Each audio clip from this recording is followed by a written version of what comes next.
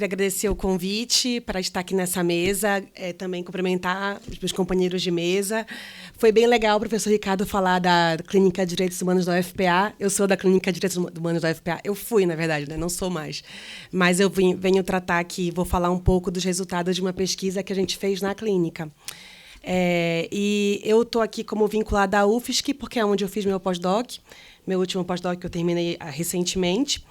E eu sou pesquisadora em direitos humanos e atuei num projeto da clínica por 4 anos, 2016 a 2019, 2020, e foi o início, na verdade, de uma pesquisa pessoal, depois, né, que virou minha tese de doutorado, e que vai falar hoje aqui, então, do aspecto internacional, né, a pergunta que a gente pode fazer. E eu venho falar justamente, então, desse lado dos caminhos internacionais, dialogando também um pouco com a fala do Gabriel e do Rota, que foi ainda agora, né, na mesa anterior. É um privilégio estar aqui, né, ouvindo também todas as pessoas e referências, e pessoas também que estão envolvidas nessa luta pela reparação e responsabilização das empresas.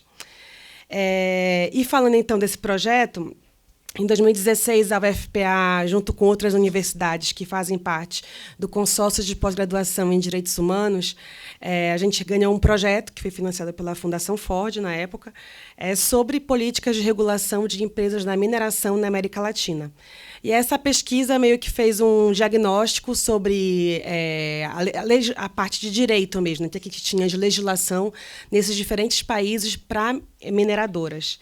E a gente chegou enfim, produzimos 3 livros, tem pesquisas de campo, tem pesquisas em diferentes áreas, mas, enfim, os resultados têm tudo a ver com tudo que a gente tem falado aqui hoje o dia inteiro, né?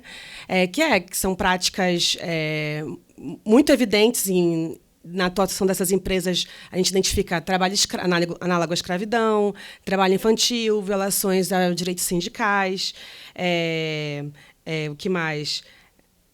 Déficits no acesso à informação, enfim, uma situação que é generalizada, né?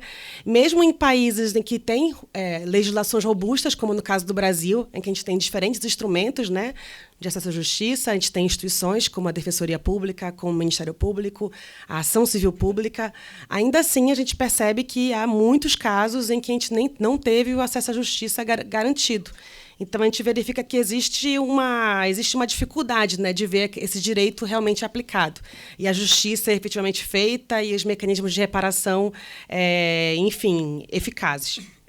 E aí, então, o que eu venho falar sobre essa discussão internacional é que, na verdade, internacionalmente, no âmbito da ONU e de outras organizações internacionais, como também a OIT, existem diferentes debates, né, e também mecanismos em discussão sobre a regulação das empresas transnacionais.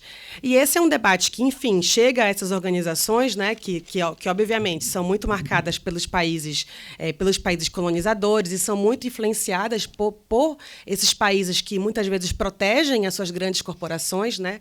A gente vai ter o caso dos Estados Unidos, da Alemanha, enfim, que são da União Europeia, que sempre vão ser países que nessas negociações, estados, né, que vão ter uma posição conservadora na adoção de mecanismos de um tratado, por exemplo, sobre empresas e direitos humanos.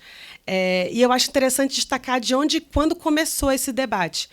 E a primeira pessoa que falou sobre o papel das empresas transnacionais na ONU foi o Salvador Allende. E foi o Salvador Allende, em 72, num discurso que ele fez na Assembleia das Nações Unidas, em que ele denunciou, um pouco antes do golpe de Estado, o papel que as corporações estavam, as instabilidades, né, que as empresas estavam causando dentro do Chile, no seu governo, e como aquilo representava uma ameaça, né, uma ameaça ao seu governo, uma instabilidade internacional, e ele levou ali, né, um pedido de socorro, né, um pedido de solidariedade, que realmente seria necessário uma solidariedade internacional enfim, para conseguir fazer seu governo, porque essas empresas estavam promovendo boicotes ao Chile internacionalmente e ao acesso a financiamentos, né?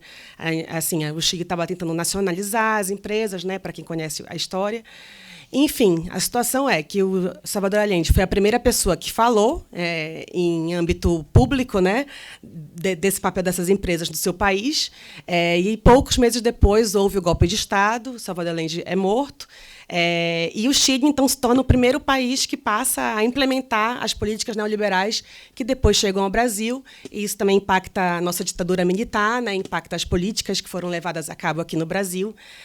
Eu acho legal pensar nessa relação, né, é legal de uma forma macabra, mas de ver que há uma relação, né, regional na América Latina, né, da expansão dessas empresas e de uma praxis, né, de uma forma como elas atuam nessas empresas. Eu sei que estou quase terminando, mas eu já vou chegar nesse debate. Então, a partir do Salvador Allende, mesmo que a história do Chile tenha sido, e do Brasil, né, tenha sido a história de um avanço de processos de governos autoritários, na ONU sempre acabou que ficou sempre existindo um debate sobre o que faremos, o que fazemos, o que foram criados uma série de grupos de trabalho, se pagou para alguém fazer um relatório. E nesse processo, diferentes alternativas de tratados sobre o tema foram apresentados. Os dois primeiros, um nos anos 70, ainda nos anos 70, e outro nos anos 90, foram negados logo no início. E aí outros caminhos foram levantados, né, como o Pacto Global de Direitos Humanos, que tem relação com as empresas, né, mas muito no enfoque sempre de compromissos políticos e no enfoque de que as empresas poderiam regular a si mesmas.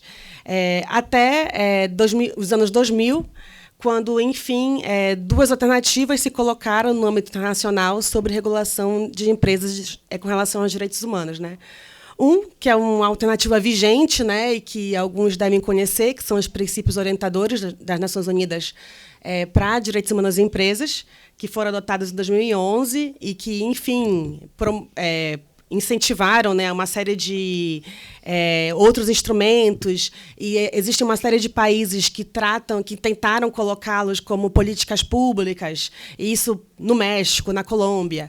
E você vê que no marco de mais de 10 anos da adoção, pouco resultado trouxeram, né? Porque, enfim, esse cenário de violações de direitos humanos aqui no Brasil muito evidente com esses casos de rupturas de barragens, de mineração, enfim, os princípios orientadores, ainda que promovam uma série de abertura de debates, de eventos, de consultorias empresariais, a gente vê pouco resultado, uma mudança prática, né, de como as empresas, do que isso trouxe institucionalmente, de uma mudança, de uma transformação.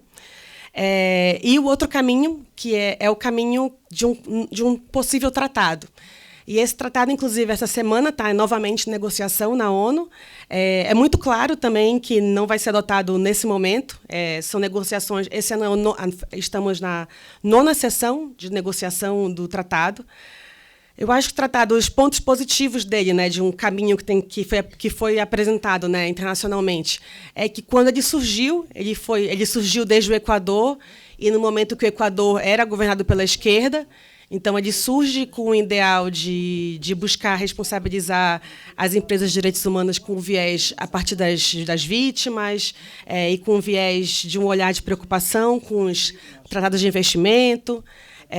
Porém, com o passar do tempo, como qualquer discussão internacional, tudo isso depende muito de quem está no governo, e hoje em dia o governo do Equador não é mais o mesmo governo da época do início dessas discussões. Então, hoje em dia, inclusive, o que as pessoas que estão nas negociações têm mais falado é que o próprio Equador tem boicotado o projeto do tratado.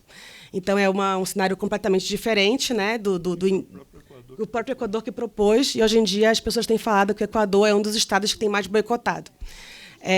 Porém, o tratado, né, abriu uma discussão sobre diferentes alternativas que a gente poderia pensar para essa questão de reparação.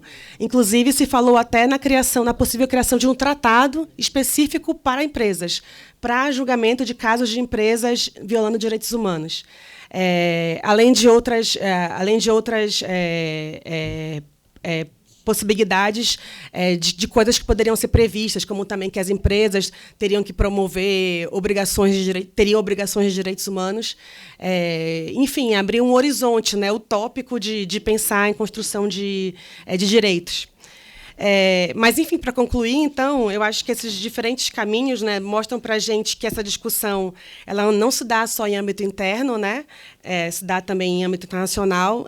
Há uma solidariedade internacional de povos, né, que foram atingidos por violações de direitos humanos relacionadas às empresas, e que há um movimento, né, um movimento por uma diferente regulação, há um movimento pela criação de novas formas de reparação de direitos e de regulação dessas empresas. E é um pouco isso que eu venho apresentar aqui hoje. Obrigada.